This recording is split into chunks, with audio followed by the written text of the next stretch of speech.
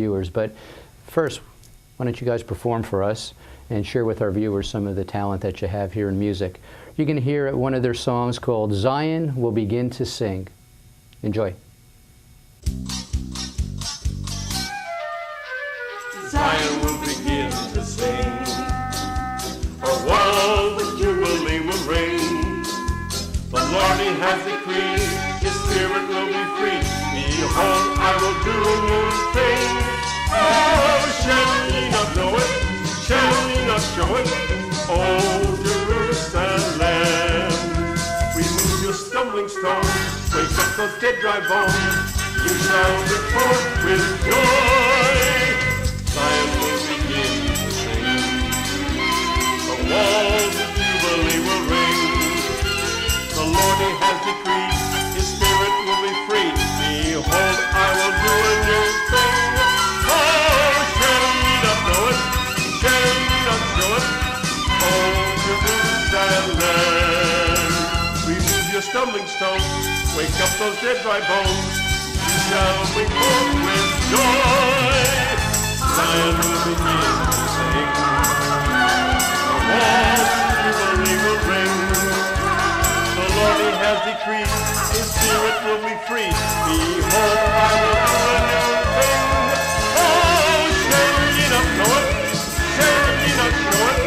Oh, Jerusalem. Remove your stumbling stones, wake up those dead dry bones. You shall be filled with joy.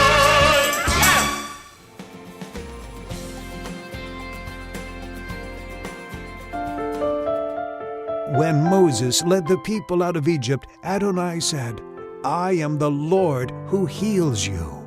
Whether the need is physical, emotional, or spiritual, healing is for all. Welcome to the Healing Room.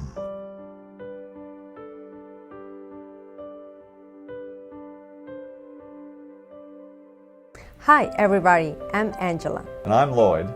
And we are so excited to tell you about the Healing Room. What is a healing room? Well, Malachi 4:5 says, Look, I will send to you Eliyahu the prophet before the coming of the great and the terrible day of Adonai. And he will turn the hearts of the fathers to the children, and the hearts of the children to the fathers.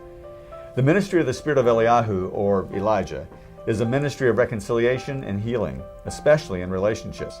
People of all ages have issues of the heart. People my age are angry with parents and other authority figures. And even people my age are still angry with God for many things. The call of the crossover is to unite Jews and Christians through their God. That's a ministry of reconciliation. It's a ministry of healing relationships. The crossover is creating an online healing room to facilitate the ministry of healing and reconciliation for all seekers. Sometimes healing needs to take place between the Lord and His children. Sometimes healing needs to take place between people groups like Jews and Christians. And sometimes healing needs to take place between a father and a son, a mother and a daughter, and sometimes it needs to take place between second or third generation Holocaust victims and the descendants of a Nazi. The healing may be relational, emotional, spiritual, or even physical. The Lord told Moses, I am Adonai that heals you. Whatever kind of healing you may need, the Crossover Healing Room is about facilitating that healing. It is an online virtual venue for helping Adonai's children seek and receive healing from Him. Young and old alike, we all struggle with bitterness, rejection, and hurt. We all need to experience God's healing. Too many times we carry the pain of our past in ways that affect our relationships and our ability to shape the world that we live in. But you can overcome the pains of the past and find real peace and happiness. If you want healing, I encourage you to visit the Healing Room, where you will experience help today and joy forever.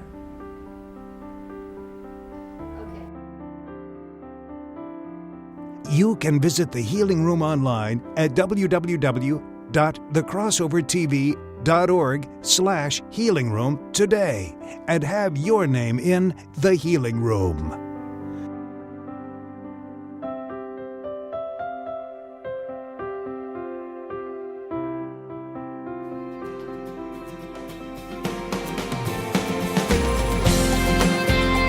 Once again, here is Mitch Jerome. Welcome back to the Crossover. We're with Mervyn Merla Watson, and that was an incredible song you just performed for us. Thank you, guys. Merv, give us an example of one of these secrets, roots. Well, if you take the very first book of the Bible, Genesis, which means Bereshit, means the beginning.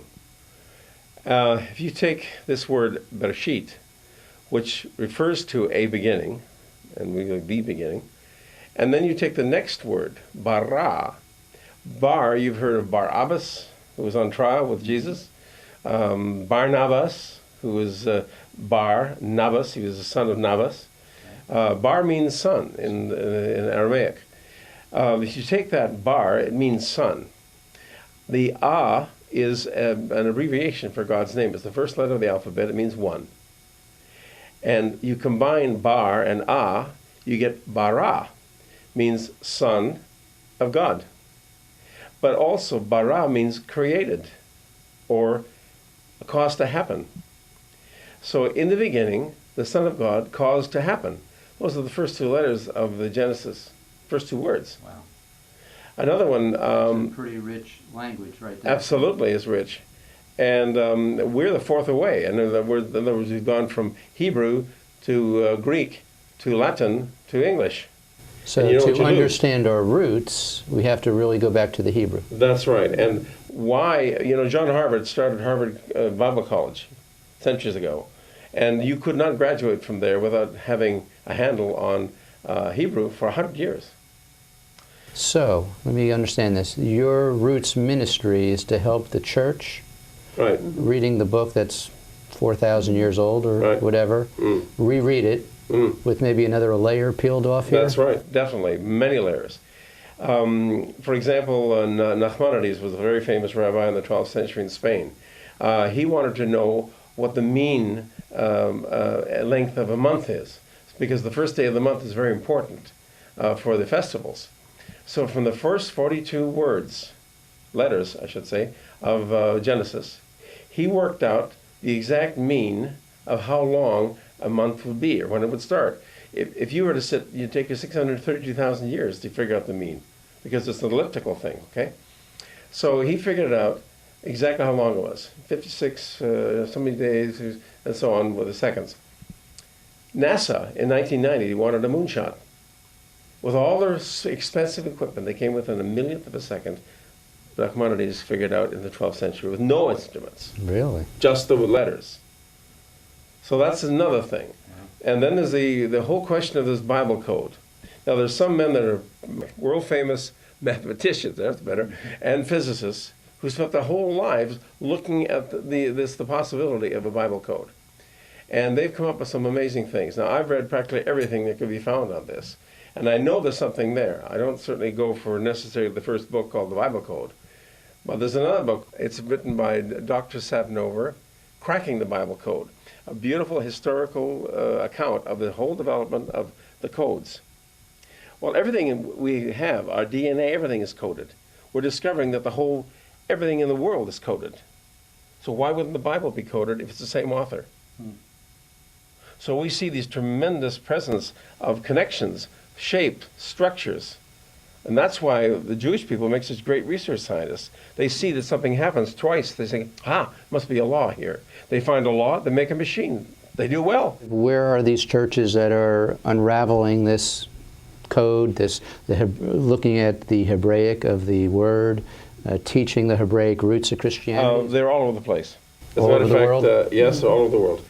As a matter of fact, there's a little book on churches that hold the Sabbath on Saturday. Now, we're not Seventh-day Adventists, but we do set that day aside, because you can choose any day. We don't choose that day. Oh, we worship on Sunday, but there it is, Sabbath. So this book is now increasing every year by the number of churches who've discovered these aspects.